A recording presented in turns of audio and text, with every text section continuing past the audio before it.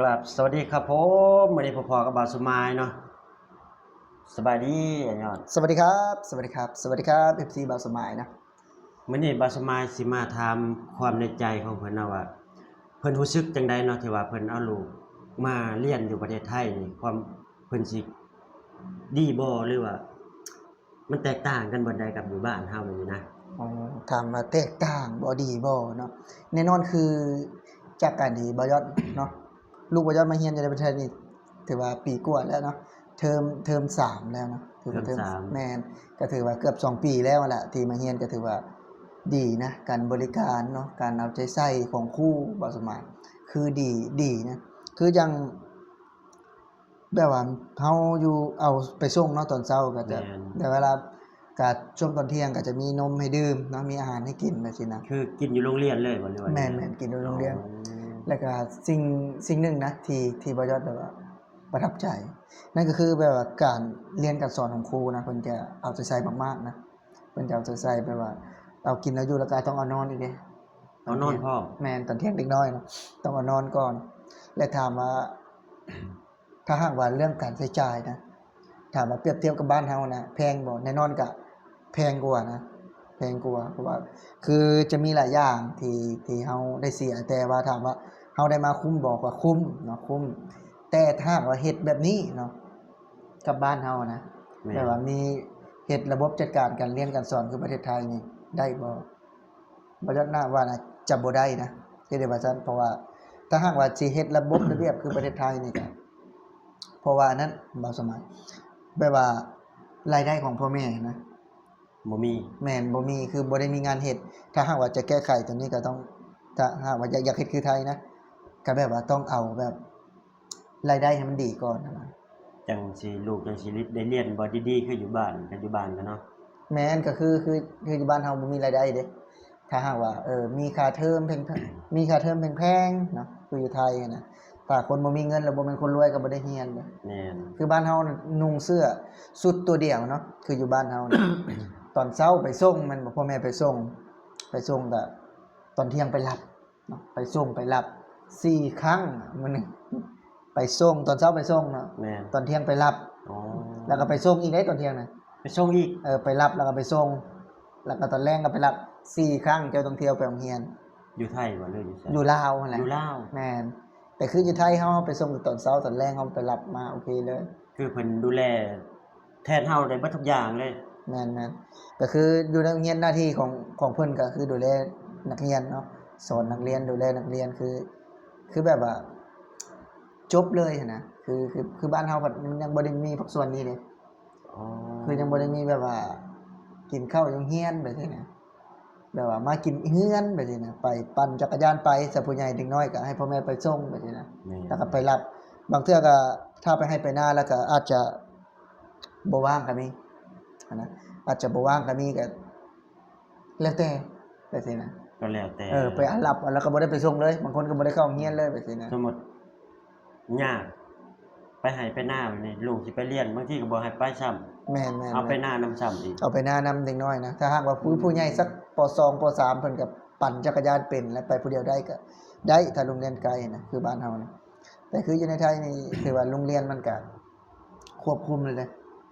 โรงเรียนในบริเวณของเขตเนาะมันก็ควบคุมแล้วนะแล้วก็ถ้าหากว่าเฮาบ่มีเวลาเฮาก็ ถ้าเฮาไว้ใจนะผู้ที่เฮาสนิทคือวินมอไซค์นะเฮาสนิทเฮาก็ให้เพิ่นไปรับไปส่งมาให้เฮาก็โอเคก็โอเคถ้าเฉพาะผู้ที่เฮาไว้ใจนะคือวินมอไซค์ก็สามารถที่แบบว่าจะใช้บริการเพิ่นได้นะคือจังบ่ยอดไปนี่ก็10บาทน้องมาก็10บาทจังซี่นะคือบางเทื่อก็ไปเอารถมอไซค์ลุงไปเนาะหรือว่าญาติของแพนน่ะนะก็ไปแล้วก็มานะแต่ไปถ้าหากส่งว่าไปรับแม่นไปส่งไปรับแต่ถ้าหากว่าคือเฮาบ่ได้มีอันนั้น แบบว่าบ่ได้มีเวลาที่จะไปรถบางเทื่อเฮาย่างออกหน้าปากซอยเฮาแบบเฝ้างานด่วนเนาะอยากไปส่งลูกไวๆก็นั่งวินไป10บาทแบบนี้อ๋นะออ้าวบ่มีบ่แบบว่ารถโรงเรียนเพิ่นบริการส่งถึงบ้านถึงหยังแบบนี้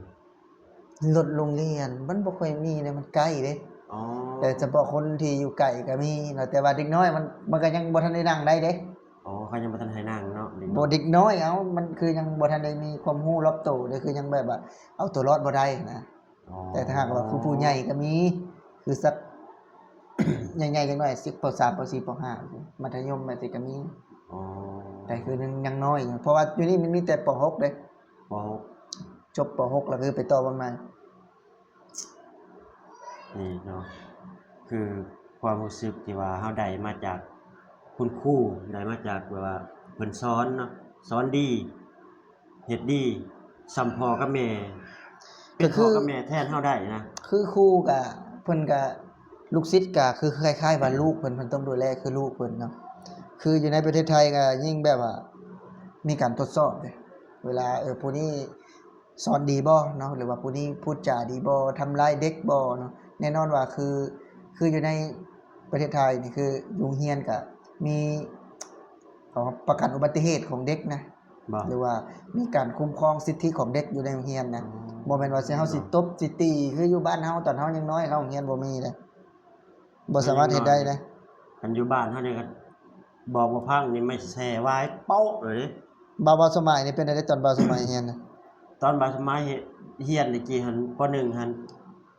ไม่โจทย์หันเด้ไม่โจทย์หัวแข็งๆหั่นเฮ็ดไม่แช่หั่นยาวปานนี้หัวโปๆใหญ่ๆหั่น อ่านบ่ได้บ่โป๊ะเข้าแล้วนี่ โอ้เดี๋ยวนี้บ่ได้นะบ่ได้นะแต่คืออยู่ลาวถามว่าได้บ่ก็ยังมีอยู่นะ ถ้า แต่คืออยู่ไทยนี่บ่ได้นี่คืออยู่ไทย คือมันมีเขาห้องว่าเยาวชนน่ะยังบ่ฮอด18 ปีก็แบบว่าบ่สามารถที่จะเฮ็ดได้อะ อ๋อ คือ ถือว่ากฎหมายหนักนะคือไทยเคร่งครัดขนาดนะตัวที่แบบว่าทารุณกรรมเด็กน้อยบ่แบบนี้นะแบบว่าแน่นอนว่าเด็กน้อยเนาะคนบางเทื่อเพิ่นก็เรียนบ่ออกก็เอากับความใช้สติปัญญานะสอนเพิ่นบ่แม่นสิว่าสิไปตีนะคือตอนเฮาเรียนนั้นตีเลยเนาะ ตีแหละ คือบ่ อ่านบ่ได้นี่ตีหัวออกไปลงโทษออกไปยืนว่าขาแบบนี้แล้วก็ยืนขาเดียว ตากแดดอีก อยู่หน้าห้องนั่นแหละ บ่ได้ตากแดดบ่ บ่ได้ตากแดดเบิดหัดทาว่าขาดโรงเรียนอยู่บ่อยนี่ก็ได้แล่นออมโรงเรียนบ่ได้ตากแดดแล้วมันแม่นออมโรงเรียนนะอยู่บ้านเราสมัย บ้านบ่สมัยนะ อืม โอ้คือบ่สมัยนี่อยากฮู้เนาะอยากถามว่าเป็น แม่ จั น งได๋ คืออยากรู้ว่าการเรียนการศึกษาอยู่ไทยนี่มันแตกต่างกับอยู่บ้านเฮาแล้วก็ความดูแลเอาใจใส่แนวนี้นะ มันก็แน่นอนว่าคืออยู่บ้านเฮาแน่นอนว่า การเรียนการสอนมันก็ยังบ่ได้เจริญคือทางฝั่งไทยเนาะคือทางฝั่งไทยเพิ่นถือว่าถ้าเพิ่นสอนนะเพิ่นก็เฮ็ดอย่างก็มีระเบียบอะเพิ่นสอนเนาะเพิ่นในการที่แบบว่าเพิ่นสิเฮ็ดอย่างใดอย่างหนึ่งนะคือแบบว่าเพิ่นวางแผนออกมาแล้วเด้ว่า เจ้ากับปฏิบัติเนาะอยู่ในคงเขตเนาะหรือว่าในสิ่งที่เจ้าเฮ็ดได้นะบ่แม่นสิแบบว่าโอ้ยผู้นี้บ่ฟังความสิเอาไม้ไปตีเอามือไปตีบ่ได้ บ่ได้ นะแม่นคืออาจจะถ้าแบบว่าอดบ่ได้อีหลีหรือว่าเด็กดื้ออีหลีก็อาจจะด้วยคำเว้าด้วยคำวาจาก็อาจจะให้เด็กน้อยกลัวนะแต่แน่นอนว่าไปโรงเรียนเด็กน้อยเพิ่นย้านอยู่แล้ว แม่น นะเพิ่นย้านครูอยู่แล้วนะเด็กน้อยนะ เรียกว่าเพิ่นสอนดีเนาะอยู่บ้านเฮานี่บ่มีเด็กกันที่ว่าไปโรงเรียนปุ๊บสวัสดีค่ะ อ๋อ บ่มี คือ บ่มี เด็กน้อย แต่ว่ามันคล้ายๆ เด็กน้อยในเมืองบ่จักก็บ่ฮู้ มั นะ นบ่มีระเบียบนะ เฉพาะบ้านนอกนี่มันบ่ค่อยมีดอกหนึง อืม คือเด็กน้อยอยู่บ้านนอกอะยังอายนะบ่ว่าแต่เด็กน้อยครูเองก็ยังอายนะ แม่นครูก็บ่กล้าแสดงออกให้ลูกศิษย์เห็นว่าควรเฮ็ดแบบใดแบบนี้ มันก็แม่นมาสมัยแต่ว่าคือจังถ้าหากเฮาสอนเนาะสอนได้เลยแบบว่า แนะนำ แม่น แบบว่าปฏิบัติตัวจริงนะเฮ็ดซ้ำๆแต่ละมื้อแน่นอนว่าเด็กน้อยเนาะเขาก็ต้องจื้อแหละ แม่น ถ้าหาก เขาก็ ว่า ต้ ส อง อน จื้อ ก็คือจังว่ารุ่นบ่ยอดนี่ก็บ่ฮู้นะบ่ยอดก็บ่ฮู้นะบ่าวสมหมายนี่ได้ไหว้พ่อไหว้แม่จังซี่บ่ได้นบพ่อนบแม่จังซี่บ่ เคยครั้งหนึ่งในชีวิตที่เคยกราบแม่ แต่บ่ได้กราบพ่อเพราะว่าพ่อเสียก่อน ครั้งหนึง ครั้งหนึ่งในชีวิต บ่แม่นบ่มาแต่ลิ้นหรือว่ามาแต่ทำงานนะครับสวัสดีอิหยังบ่มีเนาะ บ่มี มีแต่เฮ็ดอะไรกัน กับขอขมาเพิ่นนี่แหละ อ๋อเป็นเทศกาลบ่หรือว่านั่นน่ะ เฮาคือบาวสมายนี่เมื่อจากประเทศไทยไปส่งน้องสาวแล้วได้โอกาสก็เลยแบบว่า ขอขมาแม่แบบนี้นะบ่ให้มีบาปมีเวรมีหยังจักอย่างให้เพิ่นอโหสิกรรมให้ อ๋อ ให้หาเงินหาค่ำให้ได้ให้มานแบบนี้นะ อันนั้นมันบ่แม่นกันคือบ่แม่นคืออยู่ประเทศไทยเลย ก็บ่คือ บ่คือบ่คือ เออ อันนั้นคือแบบว่าเป็น เขาเป็นประเพณีเป็นวัฒนธรรมนะแต่คือคนไทยน่ะตื่นมานะสวัสดี ไปโรงเรียนสวัสดี เอาเงินให้สวัสดี พ่อแม่เอาเงินให้นี่บ่สมัย เคยขอบคุณบ่เคยเนาะขอบคุณครับแบบนี้เคยบ่ บ่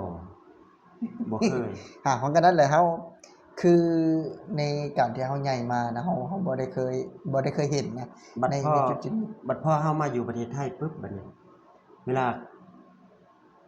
เจ้านายหรือว่า คนร่วมงานเอาเงินให้แบบนี้หรือว่าเอาติปเอาหยังเอาพิเศษให้มานี่เป็นหยังเขาต้องว่าขอบคุณครับยกมือไหว้หลังจากที่บ่เคยไหว้พ่อไหว้แม่ มาไหว้คนอื่นแบบนี้นะ บ่มันคือเข้าใจบ่สังคมเด้ อ๋อ คือสังคมบ้านเฮาเนาะมันแบบว่า มันบ่ได้มีเข้าใจบ่ตื่นขึ้นมาเฮ้ยมึงไปไสเข้าใจบ่มันบ่ได้มีว่าสวัสดีครับเนาะเขาบ่ได้ยกมือนะ คืออยู่บนว่าคือจะออกไปนี่นะคือรุ่นน้องเฮาบ่รุ่นหมู่รุ่นน้องเฮานี่หรือว่าเฮาออกไปหน้าปากซอยเนี่ยเฮ้ยสวัสดีครับ ไม่ใช่นะ สมมุติว่านั่งเนี่ยสวัสดีครับ ไปไหนครับ ครับไปวิ่งตรงนี้สมมุติว่าเฮาไปวิ่งเฮาออกไปเล่นส่วนแบบว่าส่วนเล่นเข้าห้องหยังก็ส่วนออกกำลังกายนะ ไปออกกำลังกาย ถือว่าเฮาเฮาจะได้เห็นแต่แบบนี้นะแต่เฮาอยู่บ้านมันเป็นหยังเฮาจังบ่ไหวมันบ่ได้มีแบบนี้เด้ แม่นคันสิไปไหว้ปึ๊บอายเนี่ยบัดนี้ เขิน เขินเนาะ อืม เดี๋ยวคลิปหน้าบ่อยากจะพูดถึงบ่าวสมายว่าเป็นจังได๋สิไปแบบจังบ่นบบ่ไหวพ่อแม่นะ มันบ่เคย มันบ่เคยย้านเนาะทั้งแต่พอมาเห็นคนไทยเนี่ยเห็นบ่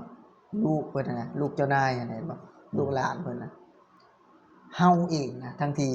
บ่ได้เคยเนาะบ่ได้เคยอยู่บ้านบ่ได้เคยไหว้พ่อไหว้แม่แต่พอมาพี่